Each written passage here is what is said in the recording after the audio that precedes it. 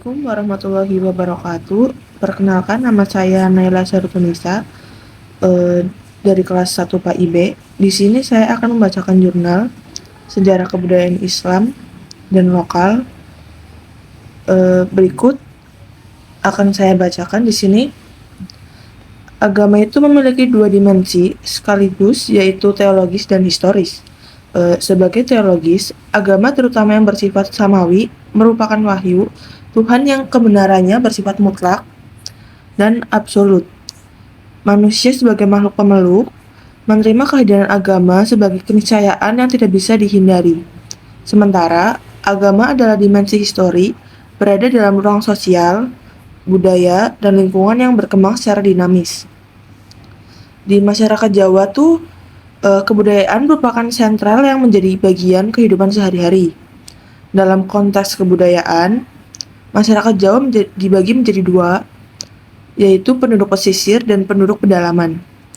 Pada masyarakat pesisir, utama yang aktivitasnya berhubungan dengan perdagangan dan nelayan, memiliki pengaruh yang kuat dari Islam.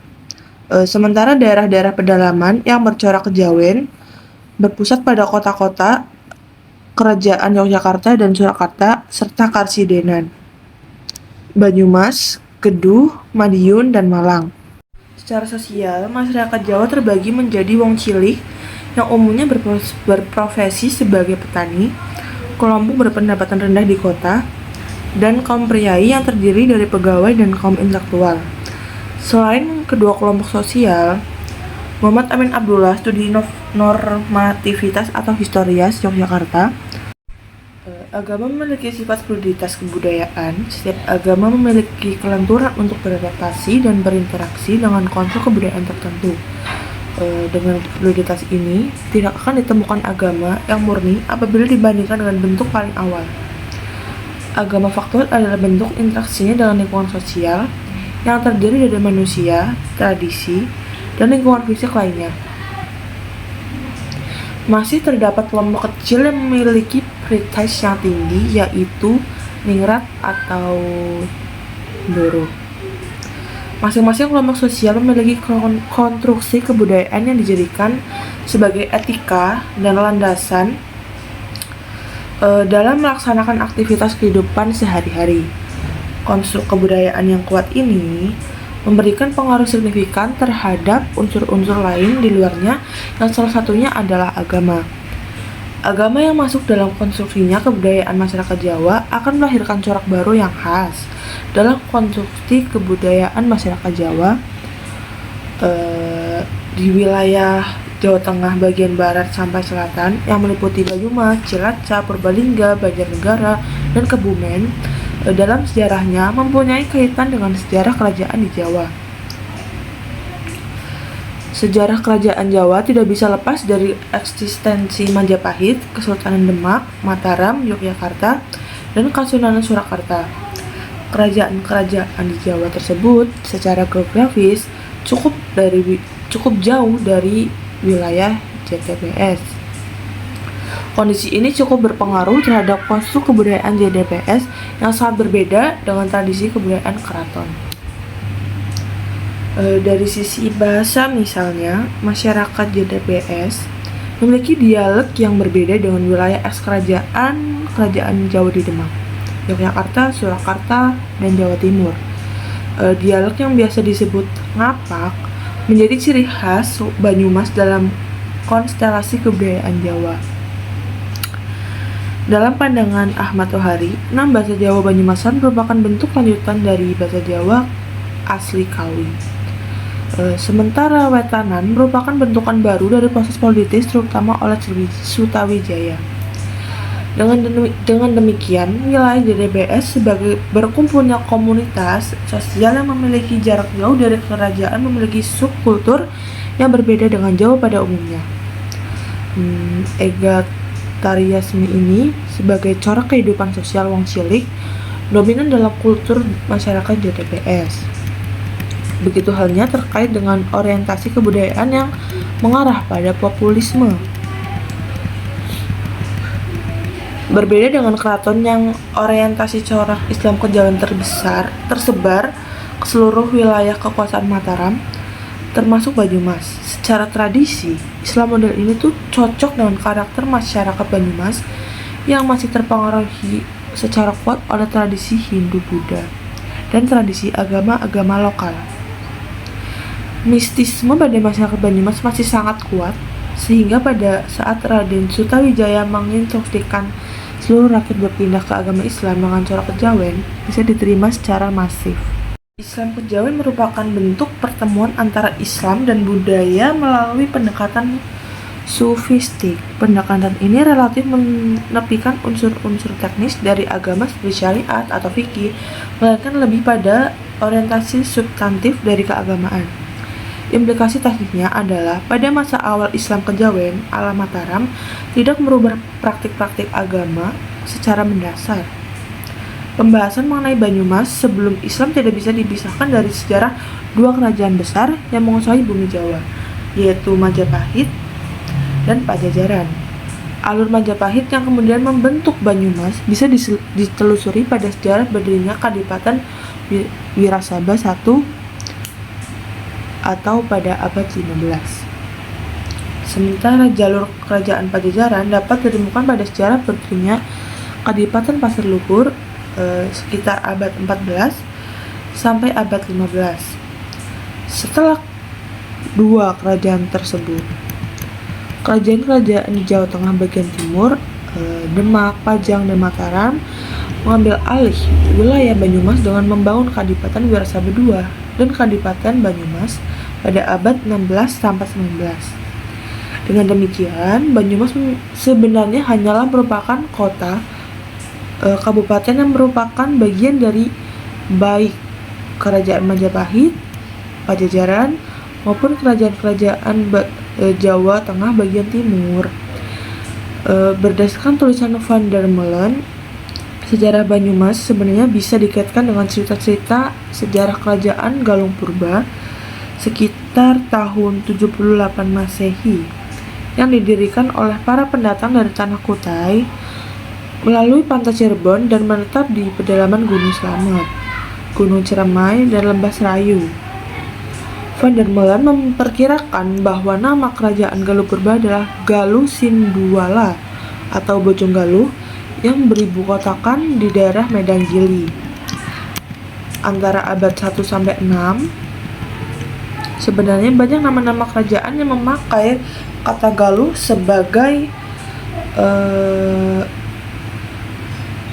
Galuh Purba. Namun, jika dilihat dari luasnya wilayah kekuasaan Galuh Purba, sangat mungkin kerajaan-kerajaan tersebut menjadi bagian dari wilayah kerajaan besar Galuh Purba. Kerajaan-kerajaan tersebut adalah yang pertama, Kerajaan Galuh Rahyang berlokasi di Brebes, beribu kota di Medang.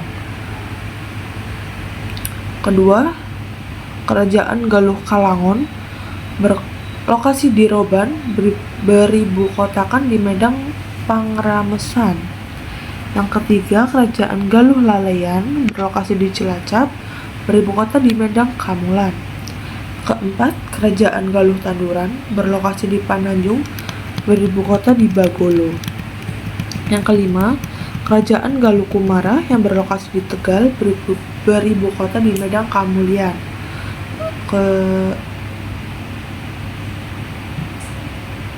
Yang keenam, Kerajaan Galuh Pakata berlokasi di Nanggalaca, beribu kota di Pataka. Yang ketujuh, Kerajaan Galuh Nagara Tengah berlokasi di Cineang, beribu kota di Bojong Lopang. Yang ke-8, Kerajaan Galuh Imbanaraga berlokasi di Barunai Pabuaran, beribu kota di Imbanagara. Ke-9, Kerajaan Galuh Kalingga berlokasi di Bojong, beribu kota di Karang Kamulian.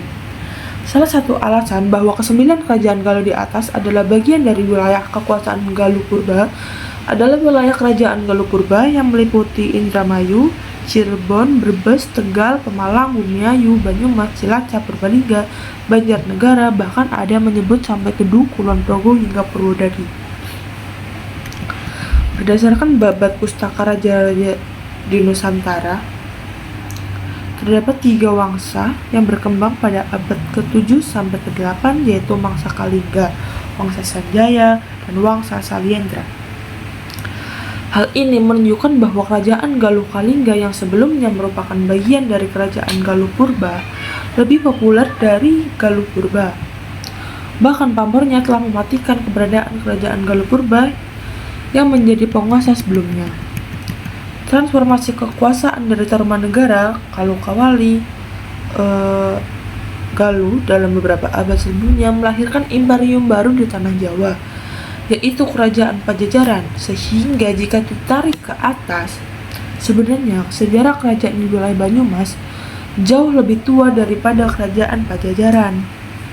Namun beberapa kadipaten Pasir Luhur yang pernah menjadi wilayah kekuasaan Pajajaran memiliki dimensi historis tersendiri, bahwa Pajajaran pernah memiliki dominasi kekuasaan atas wilayah Banyumas. Kalingga yang menguasai wilayah selatan Gunung Slamet adalah kerajaan Buddha, di mana salah satu pendirinya yaitu Putri Maharani Shima adalah keturunan dari negara bagian Orissa di India. Pada sekitar tahun 732 Masehi, salah satu keturunan atau cicitnya Maharani Shima yaitu Sanjaya menggantikan menjadi raja kerajaan Kalingga bagian utara, yang kemudian menjadi cikal bakal bumi Mataram yang beragama Hindu. Dari sosok Prabu Sanjaya ini kemudian lahir Wangsa Sanjaya yang terus-menerus memerintah Kalingga Utara dan Mataram. Ibu kota kerajaan ini adalah Medang Kemulan, antara Pekalongan sampai Jepara. Pada tahun 770-an, kekuasaan dinasti Sanjaya runtuh oleh dinasti Sailendra yang beragama Buddha. Kepemimpinan Rakai, penangkapan atas Kalingga menjadi titik awal peralihan kekuasaan dari dinasti Sanjaya ke dinasti Sailendra. Bahkan hegemoni kekuasaan dinasti Sailendra ini mencakup hampir seluruh wilayah Jawa hingga kerajaan Sriwijaya di Sumatera. Di tahun 840-an, pamor dinasti Sanjaya bangkit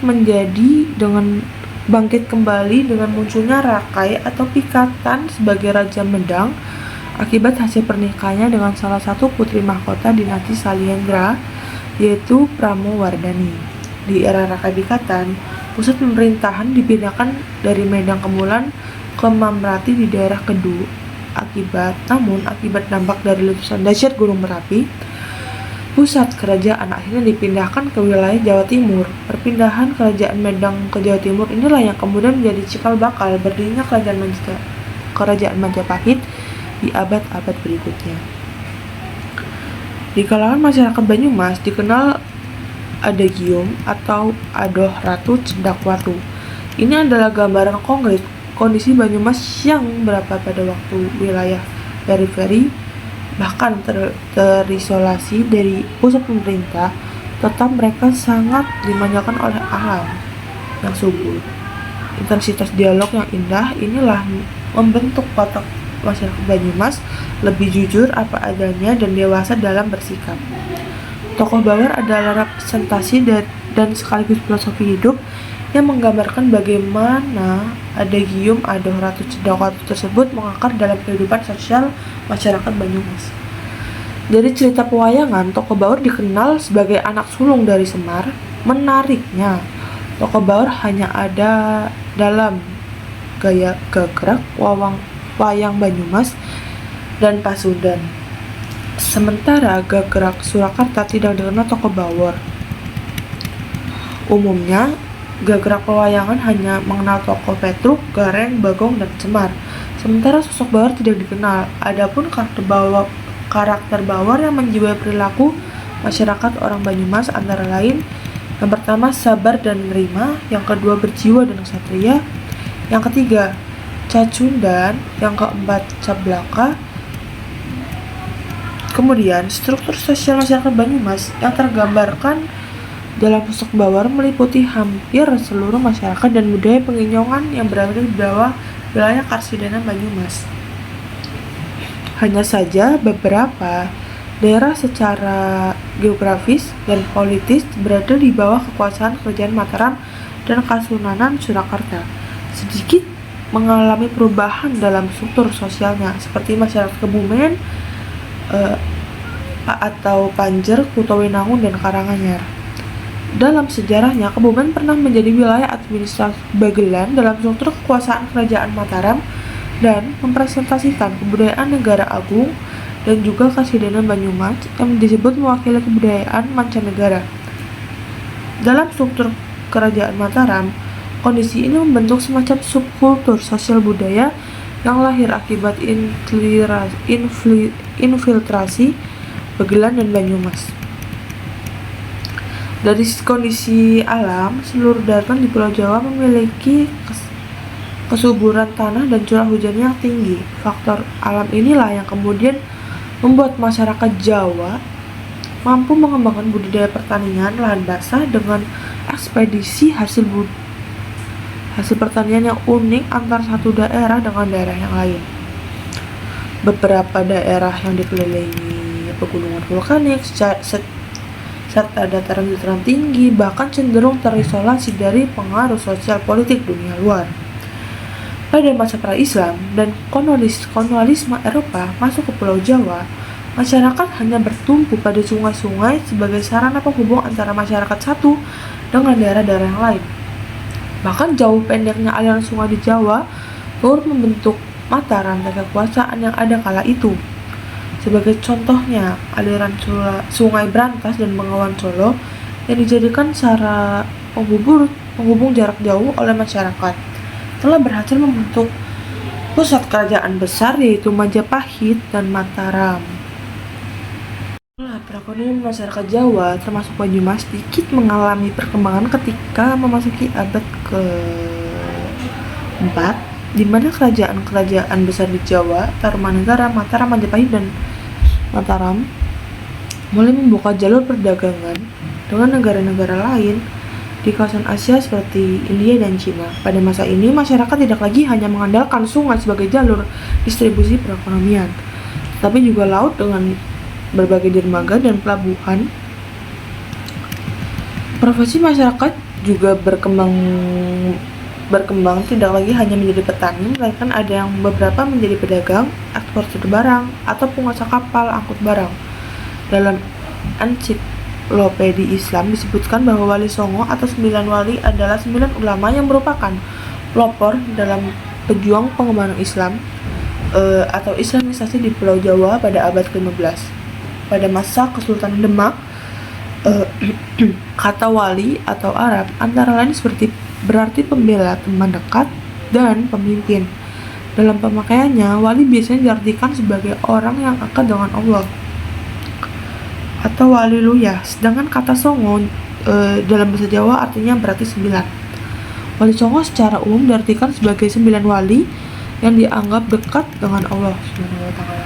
Selanjutnya, Islamisasi periode akhir. Islamisasi Jawa jelas tak berjalan linear. Jika sejak Islamisasi mulai berlangsung pada abad ke-14 sampai abad ke-19, terjadi apa yang disebut sejarawan atau MC Raffles sebagai sintesa mistik antara tradisi spiritualisme Jawa dengan Islam. Periode selanjutnya ditandai dengan meningkatnya polarisasi masyarakat Jawa. Berkembangnya ini tak lepas dari dinamika Islam tingkat internasional, khususnya di Arabia, yang mempengaruhi proses Islamisasi dan santrinisasi Nusantara termasuk di Jawa. Demikian yang bisa saya sampaikan. Apabila ada kesalahan kalimat, kata, atau perkataan dari saya pribadi, saya selaku pemateri mohon maaf ya sebesar-besarnya. Billahi taufiq wal hidayah. Wassalamualaikum warahmatullahi wabarakatuh.